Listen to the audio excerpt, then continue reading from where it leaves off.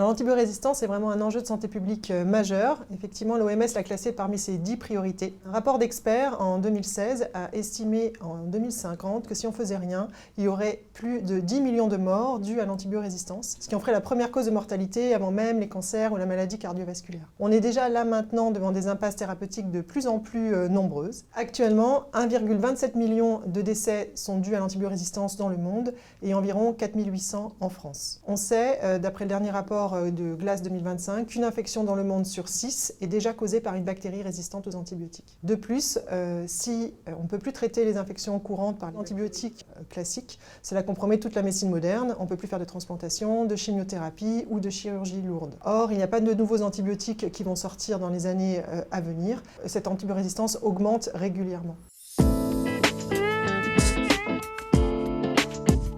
L'antibiorésistance est un phénomène complexe et multifactoriel.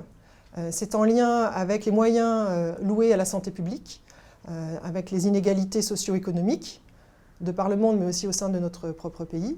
C'est en lien avec la crise sanitaire mondiale actuelle, à savoir le changement climatique, la perte de la biodiversité, également la crise de la pollution et des déchets. Mais en santé humaine, c'est surtout dû à la pression de sélection par les antibiotiques qui tuent les bactéries sensibles et laissent proliférer les bactéries résistantes. Donc il y a un lien démontré entre la consommation d'antibiotiques et l'augmentation de la résistance. Or, en France, malgré des efforts ces 20 dernières années et une baisse des consommations, nous restons le 4e pays le plus consommateur d'antibiotiques en Europe.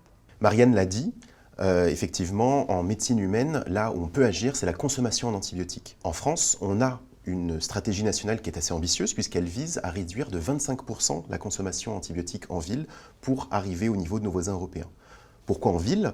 Puisqu'on est vraiment on joue un rôle pivot dans la lutte contre l'antibiorésistance par cette consommation-là, puisque l'essentiel de la consommation antibiotique se fait en soins primaires, notamment en France.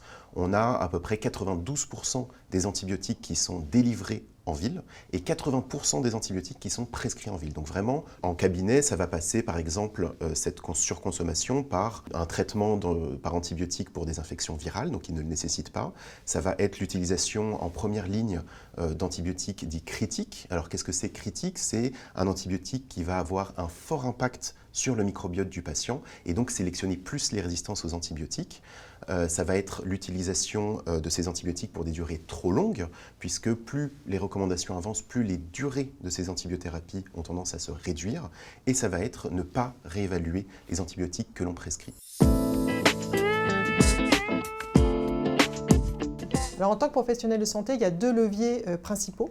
D'abord, prévenir et contrôler les infections, par la vaccination, l'hygiène des mains, porter un masque en cas de symptômes, notamment dans les salles d'attente. Le deuxième pilier, autour du meilleur usage des antibiotiques. Ce qui va aussi de pair, par ailleurs, avec un bon usage diagnostique, ne faire des tests que quand c'est vraiment justifié. Les 5 piliers du bon usage des antibiotiques, ce sont la bonne indication, la bonne molécule, la bonne posologie, la bonne durée, avec une réévaluation à 48 heures. Il faut donc appliquer les recommandations qui évoluent régulièrement. En cabinet, en ville et de manière générale en ambulatoire, ça va passer par l'utilisation des tests rapides d'orientation diagnostique, comme par exemple celui pour l'angine, qui vont permettre de ne traiter que si c'est nécessaire, et par la réévaluation des antibiothérapies que l'on met en place au bout de 48-72 heures.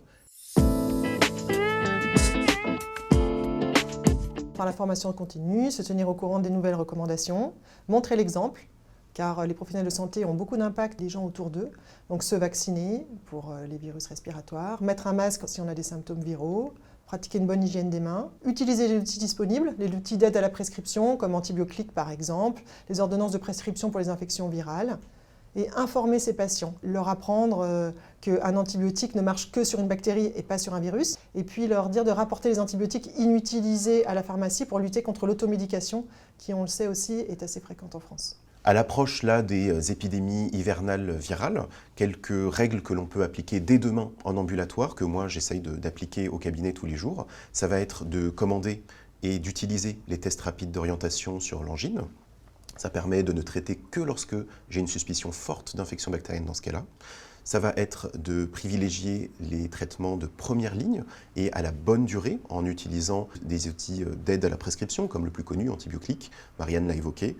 Ça va aussi être de vérifier que les antibiothérapies de première ligne, quand il y a une suspicion d'allergie, en sont bien et de désétiqueter celles qui n'en sont pas. Ça va être de différer les traitements antibiotiques lorsque l'état clinique du patient le permet, le temps par exemple de prescrire des examens complémentaires, ou alors ça va être de s'appuyer sur des outils comme l'ordonnance conditionnelle en lien avec nos collègues pharmaciens, ce qui permet de différer le traitement antibiotique dans 24 ou dans 48 heures. Et enfin, ça va être de réévaluer les antibiothérapies que je prescris au bout de 48 ou 72 heures pour vérifier que l'antibiothérapie a l'effet escompté.